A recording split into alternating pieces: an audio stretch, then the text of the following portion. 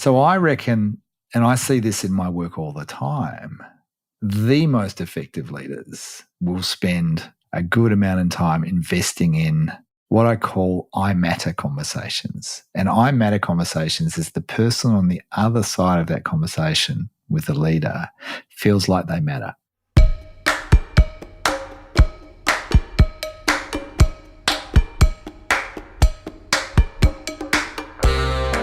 What if stepping into someone else's shoes isn't just about empathy, but a gateway to discovering parts of yourself that you never knew existed? Today, the tables are turned as I step into the guest chair of my own podcast. My friend Antonia Milkop takes the host role, leaving me feeling both awkward and excited. Awkward because I was putting on a new hat, and excited because I love not knowing where a conversation might lead. And through this experience, I gained such a deeper empathy for what my guests might feel when they join me on Dig Deeper. Antonia draws out my perspectives on being unhurriedly productive, my journey from being a people pleaser to someone who stands for something, and why embracing discomfort might be the gateway to our most significant growth. Whether you're wrestling with busyness or simply curious about the person behind the podcast, this conversation offers a glimpse behind the curtain that might change how you think about creating space for what truly matters. Hi, I'm Digby Scott, and this is Dig Deeper, a podcast where I have conversations with depth that will change the way you lead.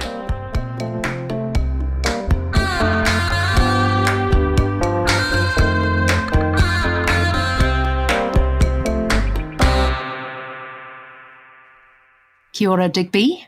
Hi. Today is a little bit of a different day, hey, because I'm Antonia Milkop, you're Digby Scott, and this podcast, this episode is all about you. So my first question for you is, I've got about 3 of them, and I'm only going to pick one. How do you feel differently showing up to this compared to when somebody else is in the interviewee seat? Mostly awkward and a little bit excited, I would say. The awkward is about that I'm not used to this so much, particularly on my podcast. I'm not used to it at all. And it feels like I'm consciously having to put a new hat on. And, I empathize with leaders that are having to do this all the time, right? Who's my audience? What's the role I need to play? And you've invited me to do this. And I said yes. And I'm feeling like, so how do I be a guest? I think it's actually going to help me develop even more empathy for my guests by sitting in this chair in this way. So that's cool. And the excited bit is that I don't know where it's going to go. And I love that about conversations. And I love that about every podcast I do, whether, I'm the host or the guest as well. It's like, let's see what unfolds. And I love discovery. And I think that comes with awkwardness, right? So long answer to the question, awkward and excited. And as I talk, increasingly more excited and slightly less awkward. I love that. And I love the fact neither of us have any idea where this could go. But the reason I asked this is because I'm listening to these podcasts and I've known you for a few years. And I'm like, Digby, I think your listeners might want to hear a bit about you. Can we help them hear that? So we can go into, what made you start doing this and everything. But I think those are later questions.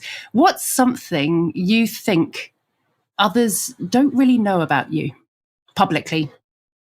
That my middle name is Purdom. That's a lazy answer. It's a very lazy. Maybe I'll ask it in a different way. What's something that's often misunderstood about you? Okay, that's a great question. Okay, now, so I have this brand, I think, of being this lifestyle guy, right? I'm off doing the surfing trips and, Digby, you're always on holidays, which I think is a bit of a falsehood. What is true is that I prioritize time off busyness. And I've designed my life, crafted, I think is a word. I really like this word, crafting. I've crafted very, very deliberately a life that allows me to live my values, and one of them is adventure. and discovery. And so, I've used that word already in this conversation. So I think sometimes I come across maybe in some people's minds as cruisy and just like, oh yeah, all laid back and, I'm doing these things, which I feel it doesn't resonate with my experience of me, which is I work my ass off and I'm constantly making trade-offs for where I'm putting my energy and time.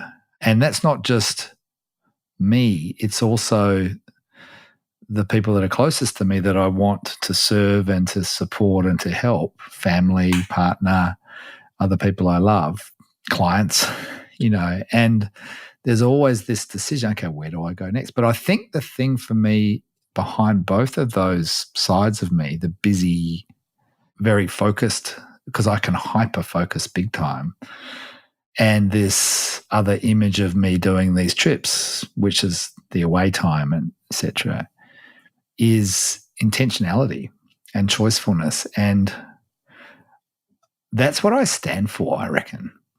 So what people don't understand, I think, is they see the surface, maybe it's the Facebook thing or the Insta thing or whatever. Yet that is such a small surface level, interpretation of a life that to me comes from, I burned out when I was 30. So it's like the early midlife crisis, which I, at the time, I wasn't laughing about it like I do now, but the, midlife crises experiences, I think, tend to have an impact of reevaluation. And I got to do that really early, which, I don't wish it upon anyone, but there's this, how do I want my life to be? Not even what do I want in my life, but how do I want to live my life? And that's now kind of formed an operating system. It's a long answer to your question. There's a lot of sincerity to it. Thank you. Of course. And I think it's useful because people who know you, who work alongside you, see that hard work. Mm. Is there something you think in your past that you were trying to prove to the world? Oh, yeah. What would that be? That I'm worthy. Worthy and worth it and worth investing in. The reason I burned out, I think, is because I had a boss that I didn't want to let down. Well, there was actually a couple of reasons. One is this boss, I was running this business in New Zealand and he was in head office in London. And I really, really admired him as a bit of a role model. And we had a real strong meeting of minds on so many things. His name is Ben Anderson. And he was a person that I drove myself for because I knew he did believe in me and I didn't want to let him down, But the other part was pure ego on, hey, I'm national manager. And there was this, so I better show the world that I'm bloody good, or at least I'm worthy of this title.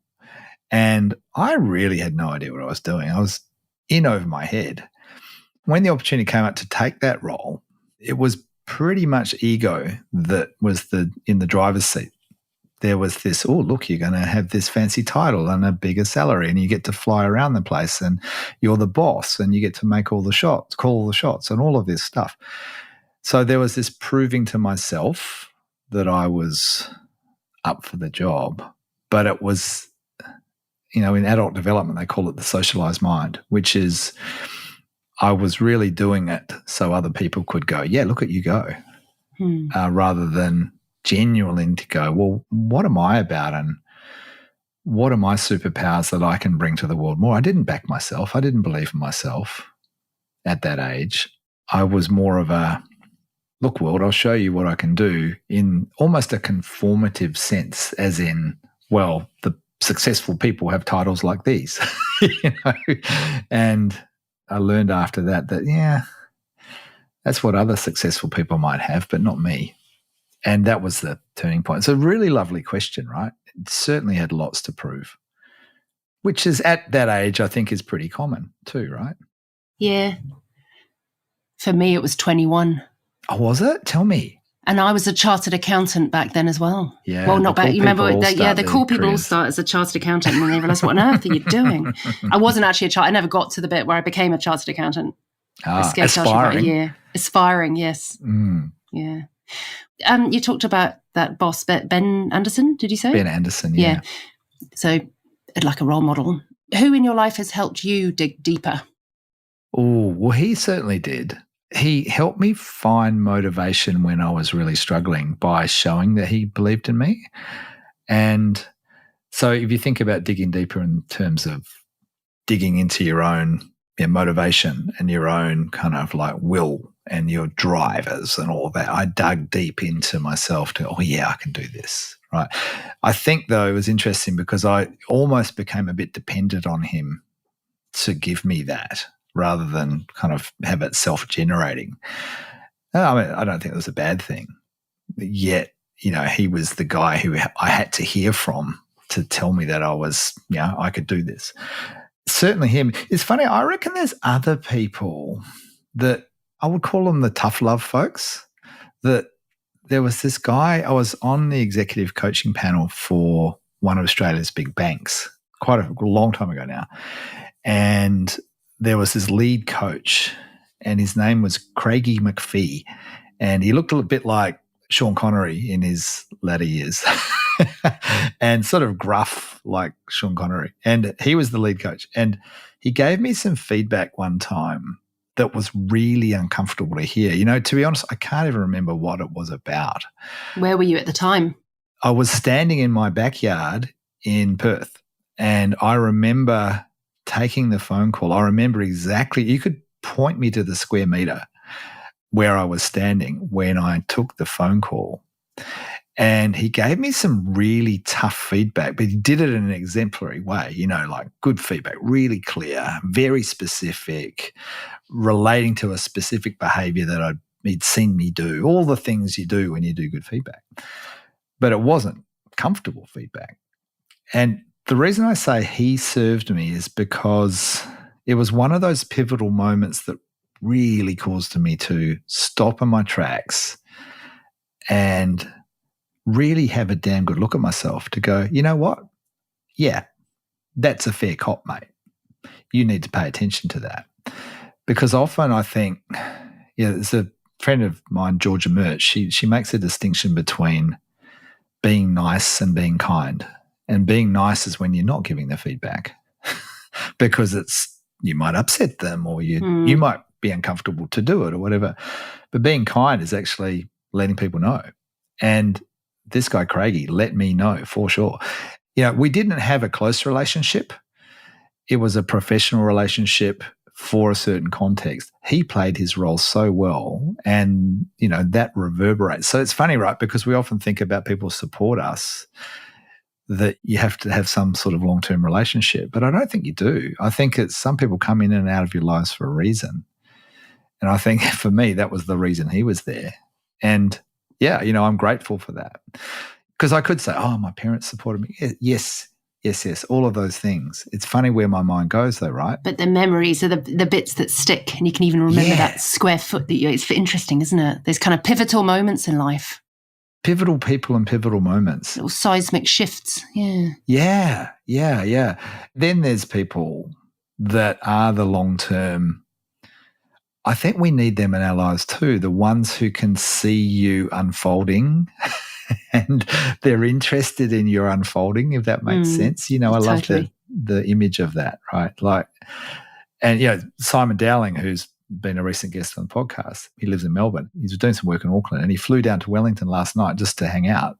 And we spent the morning together this morning walking around the new suburb I'm living in. And it was this lovely familiarity of each of us giving the other plenty of airtime to talk, to do some sense making, to share stuff, and giving each other feedback. I was giving him some feedback about how I've seen him change. He was going through some kind of asking some big questions about his work. And I said, I'm not hearing those questions anymore.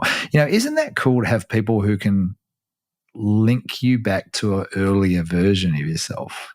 And I think we need those people. You're making me think of a very good question. In New Zealand, we're quite a small country where leaders tend to attract, or they're kind of like magnets for talent that have known them over the course of time. Yeah. So there's the friendships or the connections that we've had that are long-term connections, like your friend that you've just spoken about. There's a synchronization that you just get each other and and there's this kind of implicit trust of being able to love, correct, be, challenge, and you get it.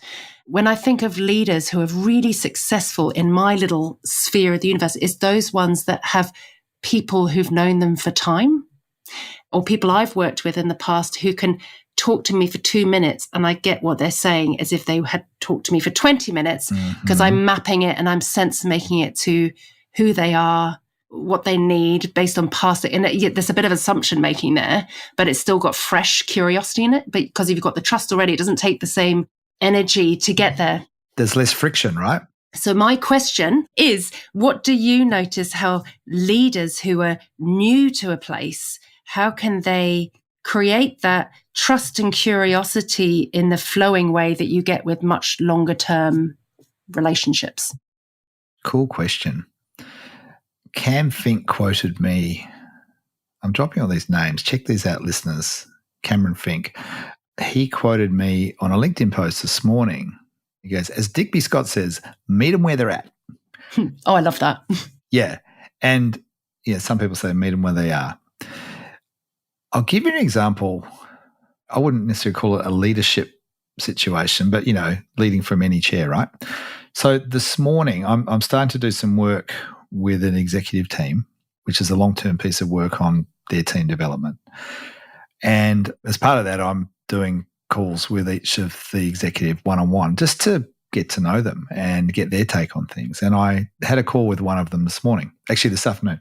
And it was the last person in the team that I'd met. And all the others gone really, really well. So, good rapport. This is great. Yeah, we meeting minds and all this. And I did it on Teams. Turned the screen on. He comes on and he's got this face like he's just been sucking a lemon, And I said, hey, and I won't name his name, but I said, hey, nice to meet you. And he's like, yep. Oh, okay. Part of the purpose of this call, I didn't say this, I'm thinking this, is to make a strong connection and start to build some trust. And I said, so what's your understanding of why we're talking? And he's like, the CEO's told us a bit about it, what I've seen in the emails. Yeah. And that was it. This is going to be an interesting time. You, of all people, can draw someone out. Well, by the end of the call, He was like, yeah, I've got your measure. This will work. This will be good. Let's do this work. It took about 45 minutes to get there. Actually, I don't think it took that long. But my approach is meet them where they're at. So the first thing I did is to say, because he said, I'm a bit jaded about all of these sort of conversations. I've done plenty of them before. I'm like, no, okay. So what causes you to be jaded? Like, what don't you like about this sort of stuff? And he goes, people try to analyze me. And I'm like, I said, okay, let's just stop. I'm not an analyst. And then I told him a story about why I'm there, because the CEO I'd worked with when he was the CEO of a previous organization. And I said, he's brought me in because what we did there worked really well. And here's my approach. I said, look, I'm not here to psychoanalyze. I'm not here to navel gaze. We're not doing kumbaya. We're here to get business results. Right. And my job is to create the space for you guys to have the conversations in a high quality way and build relationships between each other so you can drive the business forward. And he went, oh, okay. And then I just said, so tell me about your view on what the business needs, and blah, blah, blah. And off we went. And I just let him talk. And so this is a long-winded way of saying meet them where they're at essentially means put them in the center and talk about what matters to them. I'll give you another example. I used to do lots and lots of 360-degree feedback sessions. Before you go on to that, can I just say the other thing you did is you explained why you were there. Yeah. So you could meet him where he was at because he didn't know how to engage with you. Yeah, why I'm there, and also how the way I work would help him get what he needs Yeah. And I also, by the way, I changed my tone of voice. So I dropped it because he was speaking like this. And, I used some of his vernacular. And it's all of those subtle little things I think is really important. And this is meeting where they're at, not just in terms of the topic of conversation, but the style of conversation. And to me, that's key. So this other story is worth telling, I think. I was doing some work in Papua New Guinea in Port Moresby, and it was for a big oil and gas company, and they wanted us, me and a colleague, we'd been flown there from Perth to do all these 360-degree debriefs of all of the leaders that were in the country for this company. And my first person I was off the plane into the head office in Port Moresby, and the first person I was doing the debrief was with this head of HR for the country. And I walked into his office, one of those big power desks, like massive desk and giant chair. And behind him is this major view of Port Moresby Harbour. And he's sitting there in his desk, and there's this tiny little chair, kind of a plastic chair on the other side of the desk for me. Anyway, so I sit down there, not intimidated at all. And I said, okay, so we're here to talk about your 360 results. And he picks up the report and he goes, oh, you mean this? And he throws it, and it goes past my head. Awesome. And it hits the wall behind me and falls in the bin. And I reckon he'd been practicing that before I came in. Had he screwed it up, or was it just a No, frisbee it was fling? just this big fat report. Wow. Yeah, I don't know how. I think he'd been doing it. Anyway, and I'm like, I've got 90 minutes with this guy. He's the head of HR. How am I going to do this? So I'm like, So I looked around the office, and there was all these posters of golfers, like Tiger Woods was up there, and all the famous people at the time. And then there was this putter in the bin that had been snapped in half. I'm like, I'm getting a picture of this guy. And so I said, oh, you like golf, do you? And that was my first response to after the throw. And he goes, oh, what year do you play? And I said, yeah, I'm known to have a go. And I do play a little bit of golf. And so we talked about golf for about 45 minutes. He's raving all about the courses and, the membership fees are too high, blah, blah, and I'm just listening. And after 45, 50 minutes, he goes, can we go up on the roof? I'm like, yeah. He goes, I just want to have a smoke. So we went up on the roof, and then he just spills his guts. It's just all of the stuff came out about, my boss doesn't understand me, these results, he doesn't see the full picture, blah, blah, blah. And I'm like, all right, now we're getting somewhere. He trusts me to open up. And again, meet them where they're at.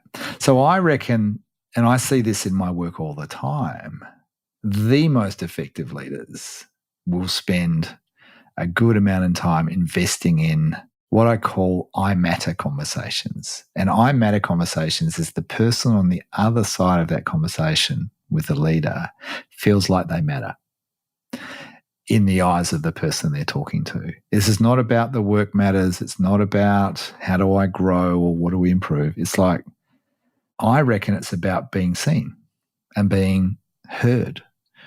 So I reckon I matter conversations, if you're new and you're wanting to build a relationship, make them feel like they matter. And this isn't being disingenuous. Give them a damn good listening to,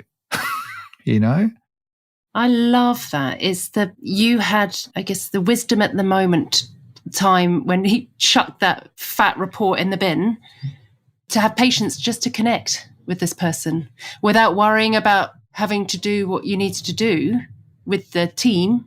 You connected first before anything else.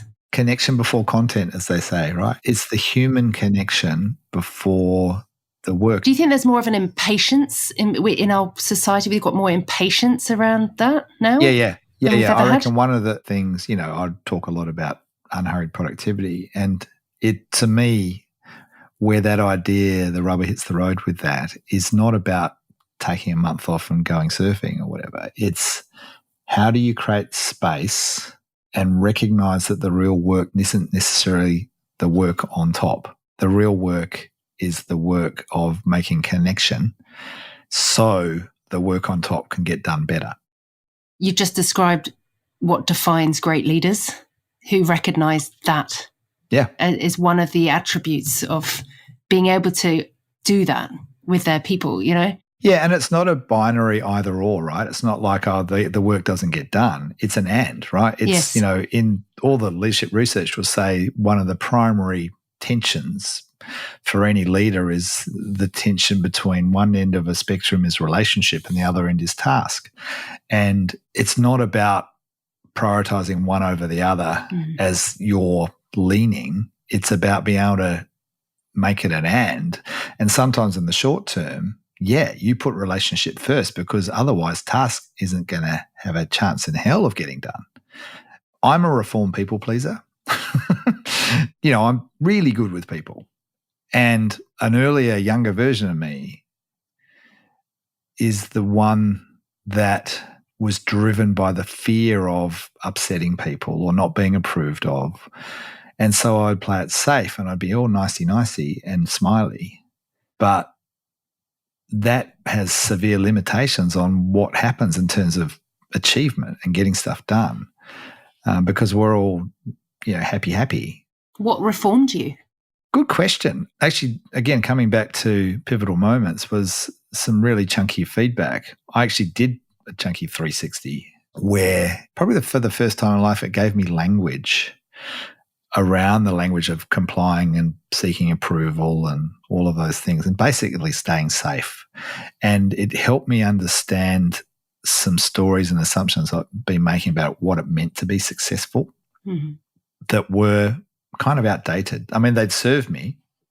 And honestly, that seeking approval and avoiding being told off, that was something that was there, I think, from a very, very young age. My dad was, when I was a young kid, quite an intimidating person. And being told off by him was terrifying. And that carried through. I avoided hanging out or working with senior male people in authority for a very long time early in my career. I was really, there was some deep wiring that was driving me. So I avoided to stay safe. And once I got that feedback that was like, you know what, that's okay, but it's not leadership. It'll keep you safe, but it's not leadership. And to rewire to say, you're, again, coming back to George's terms of like being nice versus being kind. The kind thing to do is to stand up and be more authentically courageous and speak your piece. And the more I practiced that, the more I got evidence that actually, I feel bigger and more alive by being more courageous. Now it's sort of more of it'll be an uncomfortable conversation, but it's the right conversation. And I'm good with that. Not all the time. I'm not perfect. I definitely go into avoidance. That's why I like the word practicing. What do you mean? It's this active, it's why I'm practicing. So it's like an active language. It's also the other thing I really appreciate about you is this kind of contagious curiosity that you have. Nothing's ever learned. It's an ongoing, continual curiosity. It's not being curious. It's an alive curiosity that's kind of infectious to others as well. And I've noticed in some of the episodes I've listened to on this podcast, it's just every conversation has a refreshing new curiosity depending on who's in the room, the time of day that you're talking, what's on your minds. There's always this yearning for something new to emerge. Yeah, I think I'm known by lots of people as the guy who says, I'm wondering about, or I'm curious. Yeah. Oh, that's the one. I'm wondering. You should do a little how many times have I said, little statistics on your podcast. I'm wondering about. What are you wondering about?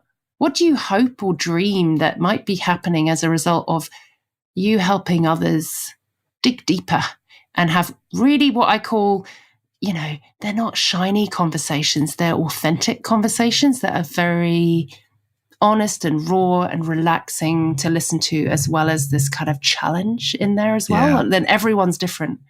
Thank you. What am I hoping? When I set up the Dig Deeper podcast, it's sort of a reflection on my philosophy that I think every conversation can be a learning conversation. Maybe not everyone. I'm going to the shop. Maybe of course it can be a learning conversation. Could be. Would you like any milk? No? Okay, I learned that. But the idea of this podcast is that you're learning, I'm learning, the listener's learning. And what I hope is that learning is either a reinforcement of keep doing what you're doing, or it's a stop you in your tracks to go, maybe there's a different way. I'm all about not necessarily new for new's sake, but there's always opportunity to just examine, is there a better way to do this or a different way of doing this? I had a lovely conversation with a fellow last week. He's part of a global leadership development organization, and just talking about maybe I associate with them in some way. And he was telling me about sort of what they're trying to do. So they're working with some pretty significant, very influential leaders in the top of their game in big organizations and government, et cetera, around the world. And he's saying, look, if we can do our work really, really well, this leadership development stuff, then that can have a significant impact on things like climate change, on inequality, all of the big issues that the world's facing. And I like to think that it all starts with conversations where you stop and you have people think just a little bit more consciously, get off autopilot and onto manual for a bit. I used to write a column for a newspaper in Perth, a business newspaper called Business News WA. And, it was 800 words a week. And my mantra was, I don't want people to say, I liked that. I want people to say, that got me thinking. Because if we can circuit break our default modes and just go, why am I doing it that way? Is that what I'm really trying to achieve? And those sort of questions, then I think we can I have this lovely saying, awareness brings choice. And if we've got awareness about the choices we have, then we can choose different things. And man, we need some different choices for how we lead, where we put our energy, our focus, policy decisions we're making, all of those things. Does that make sense? I'm hoping that makes sense. It makes sense to me. Does it make sense to people listening? Because I'm like going, I'm so glad people like you exist in the world, because if your energy is helping people think a little bit differently, hopefully they'll do something differently as a result. My energy is focused. I love it when people do something differently. Yeah. If you have like the service in the world of you're helping people think, reframing thinking, then they're going to the action's going to be different. And then the people are going to feel different and they're going to make different, I'm with you on that. It's the catalytic thing. Yeah. Yeah. I'll start, if I'm running a masterclass or a workshop, I will usually start with, all right, get a piece of paper out and draw a column down the middle of it, right? And then on the left-hand side, put insights at the top, and on the right-hand side, put actions. And as we go through this session, you're going to have a bunch of insights. All these ideas are going to spark. Now, write them down as you go, because, the start of this session will seem like a long time ago when we get to the end of the session. But insights by themselves are useless. Insights are useful when you experiment. You put something into action. I love that word, experiment. So I say, as you write an insight down, right on the right-hand side, well, what could I do with this? How could I apply this? Is it in the team meeting tomorrow? You could try this idea. It might be asking different questions. All right, cool, that's the idea. What question might you ask in the team meeting tomorrow? That's when it's applied. And I'm all about that too. We don't want to just be talking for talking's sake. What are you going to do differently? So thanks for bringing that up, because we need different thinking, but we then need to lead into that with different action. Yeah, that's cool. One thing I worry about is especially in places that we see in, say, public sector Wellington, is there's so much busyness. And I know you've got so much wisdom to share around unhurried productivity. And when there's things around people focusing so much on doing, they stop thinking. Or they not stop, but they're inhibiting, they're drowning out the thinking because of so much doing. And I do think both need the balance of each other. Yeah, absolutely. It's funny, right? Because this unhurried productivity stuff, people hear the word unhurried and they think, well, nothing will happen because you're just going too slow. Go to the beach and surf. Yeah. And I say unhurried is a state of mind more than a state of movement. That it's about a hurried mind full of clutter is you're going to find it very hard to get anything worthwhile done. Sometimes it's useful, right? No question. But learning how just to create a little bit of space, it might be 1 minute every hour, right? Or, the Pomodoro technique, 25 minutes, 5-minute break, that sort of thing. It doesn't have to be take a week off every quarter or anything like that. It's more about the discipline of valuing spaciousness and letting go. And I think we're so driven by, the stuff I was driven by when I was that national manager when I was 30, which is driven, if I'm not seen to be busy, then I'm not valuable. I just delivered a keynote to an HR conference yesterday on being valuable as HR doesn't mean being busy as HR. And it was all of this idea of be a host more than a hero. And the idea isn't to just be navel gazing. It's about knowing what to say yes to and being courageous enough to say no to everything else and know that you're never going to get it all right. But valuing being okay with not being busy. My partner's incredible, Gillian, with this. If her work's done for the day at 2:00, she'll go for a walk. She's inspiring. She's out now. Yep. Yeah, she's very inspiring. It's pouring with rain. She sent me a note. I was on a call. She sent me a note saying, I'm just going for a walk in the rain for an hour. See you later. I love that. I love that. Yeah, it is. It's very inspiring. I'm jealous of that because I'm like, I wish I was driven like that. And then I've spoken to people who go, I wish I was driven more like you, who, they want to be, they're like, I just love sitting down and reading a book. Yeah. When I've got a whole bunch of other things to do. And I'm like, I wish I could be more like that. Yeah. We're products of a culture though, right? And I think our organization cultures have this short-termism that doesn't really allow for spaciousness. Unless the people inside it let it. Yeah, and particularly the leaders who can set the tone. How do we send a message that values outcomes over activity? And how do we send a message that says, you know what, you said no to all of those things. Good on you. It's how do you set that tone? And I think by doing that and measuring that you still have incredible outcomes as a result of a different way of operating, again, short circuit the thinking, try some new ways, do some pilots. I'm working with a couple of companies at the moment that are piloting unhurried productivity techniques for their teams. And, early days, but the idea is we're capturing some metrics, doing some baseline stuff.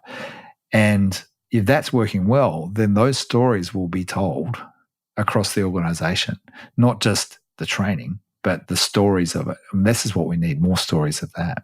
Yeah. I love that. As we come into land, because we could talk for so long. What question would you love me to be asking you right now? That you're like, I wish I could share this with my listeners. Or I ask that question sometimes when I'm coaching people. And I'm like, oh God, that's a hard question.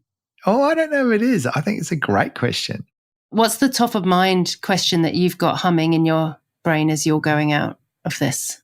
What are you wondering about? I think it's about how do I be and how do we be more okay with discomfort, messiness, confusion. And this is reverberating after a conversation I had a couple of days ago with Jennifer Garvey-Berger, who's a leadership specialist. And we talked about this idea that I think what leaders try to do a lot of the time is provide clarity and certainty. And the script is that's my job. When we're going through change, my job's to provide certainty. And when Jennifer and I talked about this idea the other day, she was saying, you know what? Nah, I reckon we need to embrace confusion and messiness and uncertainty, because we're forced to challenge some of our assumptions and maybe some stories, and maybe we're forced to rewire, or at least think about rewiring. And on the other side of that confusion can come growth, rather than, oh my God, wait till this confusion and uncertainty goes away, we'll get back to normal, in inverted commas. I mean, I don't like it. I don't think any of us like it, but it's not about liking it. It's about valuing it. And I'm left with this question. So how do we shift the story, the narrative around the journey of change in a way that it's kind of like, the heat's part of it, the messiness part of it. So I don't have an answer to it. I think the thing I can do is notice how I respond to it and the choices I have. Just moved house. That was a really good example of messiness and confusion and emotional uncertainty, all sorts of things going on there.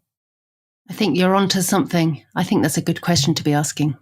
And it's something that there's metrics when we're talking about things that can be measured.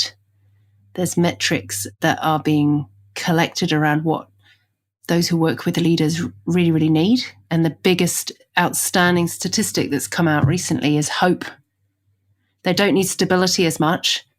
They don't need compassion as much. They need hope and then trust. It's a whole Gallup, their new Gallup thing. And I think the last time they did it was about a decade ago.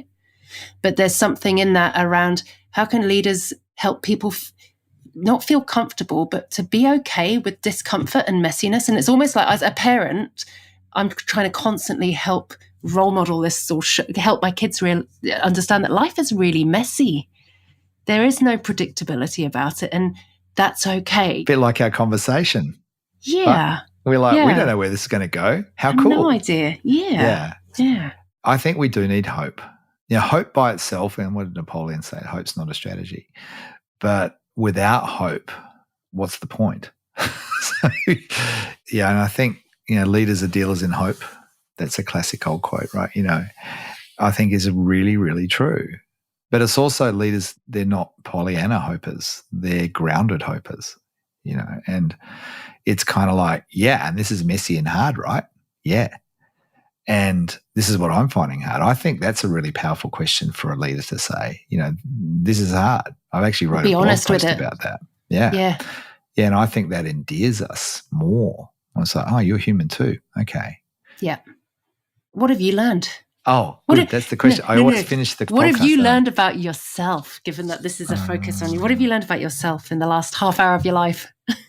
I feel like one thing I've been reminded of is when I'm open and vulnerable, then I feel more alive. What about you? What have you learned in this conversation? I've learned that there's this kind of desire in me. I love data.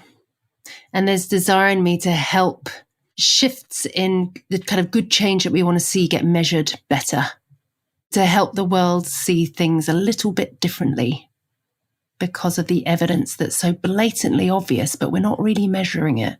That's cool. I don't know why that's come up, but that's the top of mind.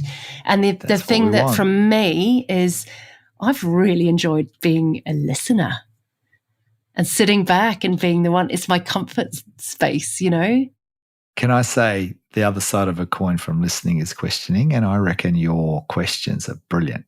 So I didn't do any of that. I prepared. The world is uncertain. How about that? I know. We don't know what's going to happen. Yeah, no, that's awesome. Thank you. Thanks for the invitation for doing this. It's, it's a cool experiment. Thanks for saying yes. It is a cool experiment. And I reckon landing on the question of, I wonder what your listeners have thought differently as a result of listening to this. Let Digby know. Let me know. Thanks, Antonia. Thanks, Digby.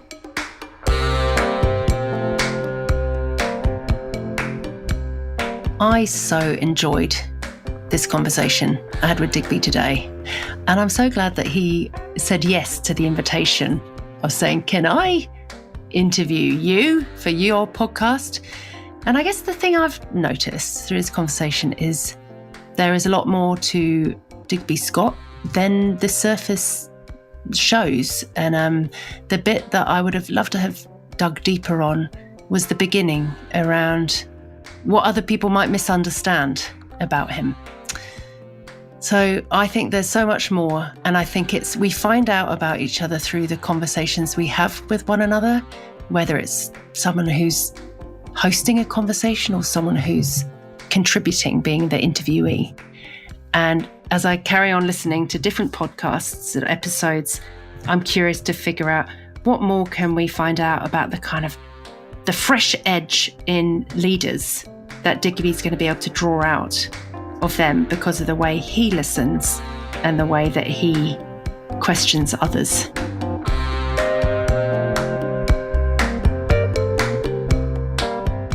Hey, and following on from Antonia's reflections, one big reflection for me is that idea of empathy, meet them where they're at, and that other idea of stand in the other's shoes. And that's what I was getting to do today, and being asked some questions that really made me think. And I reckon I'll carry forward that empathy even more so for future guests.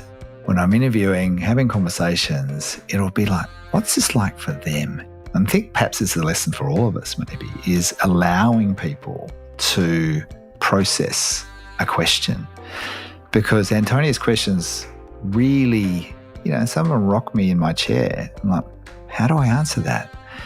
And I think sometimes we're asking questions, maybe expecting an immediate answer of someone, but maybe they need some time to process. So what about if we practiced, including me, just allowing a little bit more space after a question, just like I'm modelling now.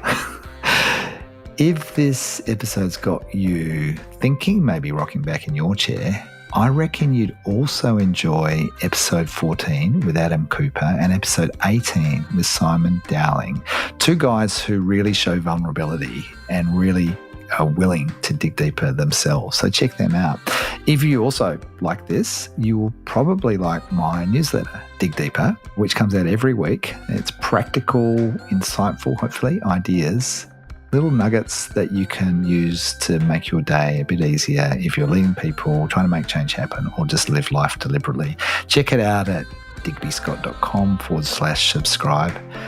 I'm Digby Scott, and this is Dig Deeper, and until next time, go well.